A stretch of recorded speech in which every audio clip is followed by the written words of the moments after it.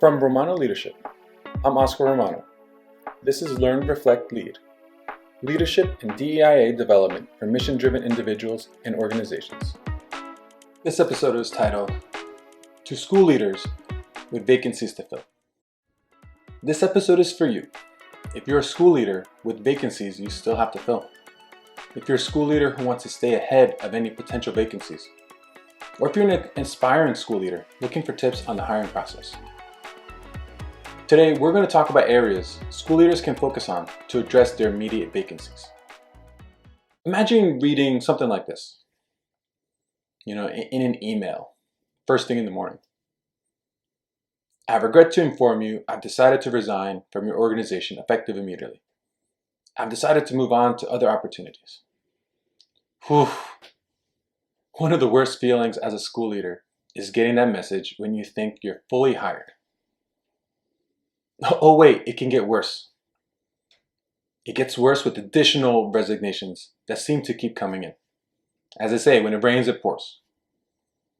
You can quickly regroup after the first resignation, but each subsequent one causes your anxiety about the situation to creep in. There's a knot in the pit of your stomach as soon as you start processing what that means and all the steps you need to take to successfully, get all these positions closed. You let yourself wallow for a moment, but you need to act fast. Here's where school leaders might falter.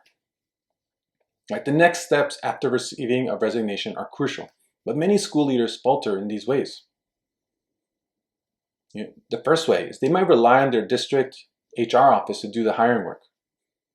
School leaders may overlook that that district office has goals to fill all the vacancies in the district, not just their schools. Those in that office will never be as focused as a school leader on filling their vacancies. The second way is they broadly share recruitment messaging out to the world. Unfortunately, social media algorithms don't always work in your favor. Don't leave yourself at their mercy. And the third way, they set recruitment and hiring aside in favor of more pressing matters. With so many competing priorities, it's impossible to focus on everything. If not careful though, a vacancy can cause significant problems down the line. Here are 6 focus areas to fill your staff openings. Number 1. Know all the stories. I'm talking about your story, the organization's story, and the school story, because they're going to come up time and time again. It's essential during the recruiting and hiring process because of the messaging that you need to convey to others. In an ultra-competitive landscape, this could set you apart from others. When people are trying to decide between the position at your school and the position at another, they're scrutinizing every aspect of both roles. Give yourself a leg up by having your story straight. Number 2, be clear on what you're looking for. The first thing you need is a job description, but most organizations already have that prepared ahead of time. The job description should provide prospective applicants with a clear list of what the role entails.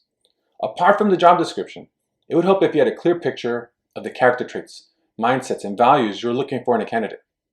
I've known school leaders who quickly regretted hiring candidates without evaluating their mindsets. Number 3, know what you have to offer. Prospective candidates will immediately look for the standard items such as salary and benefits. So those must be established well ahead of time. Assuming that your salary and benefits are competitive with the market, you need to be able to stand out. Think about everything you have to offer. For example, you aren't just looking for somebody to fill a role. You're looking for somebody who wants coaching and development, career pathways, to be part of a great culture, to make an impact, to unleash their creativity, to learn a new skill set, and so much more. Number 4, create your marketing materials. You have your stories, what you're looking for, and what you have to offer. Now it's time to put it together into some marketing collateral that you can use repeatedly.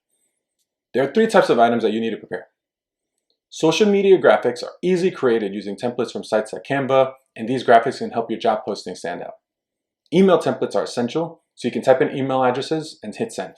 And flyers can help make it easier for others to spread this information via their own networks. Number 5, focus on targeted communications.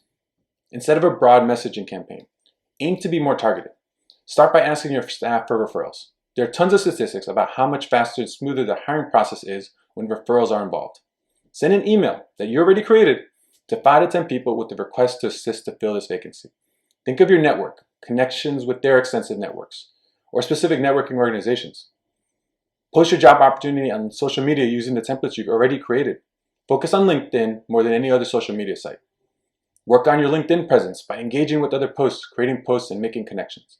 Just 5 minutes a day could help expand your reach and make the right candidate more likely to see your post. And number 6, craft a solid interview process. The job hiring process isn't done until the individual is hired and in the training process. Once you get somebody in for an interview, it's time to seal the deal. If it's the right person, of course. Don't let your first impression be their last impression of you.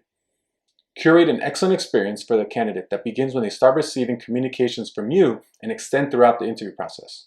Leverage systems for every part of the interview process so you don't have to come up with things on the fly. If it's your first time doing something, document it and save it for next time. Remember the narrative you're trying to convey and that you want to enhance with this hire. Make it easier for both parties to determine if it's a good fit. Ignore what you are determined to be looking for at your own peril. Great school leaders adjust to the circumstances. As Mike Tyson once said, everyone has a plan until they get punched in the face. And you know what? Receiving one or more resignations at any point during the school year can feel like a punch in the face, but it doesn't have to ruin your plans for a successful start to a school year. Own your process and be intentional with your approach to finding suitable candidates for your open positions. Run the process right, and you can give yourself more time before you have to fill that position again. It's time to commit. Think about the focus areas we covered. Know all the stories. Be clear on what you're looking for. Know what you have to offer. Create your marketing materials. Focus on targeted communications. Craft a solid interview process. Which one of them do you need to work on? Do you have any other focus areas people should consider?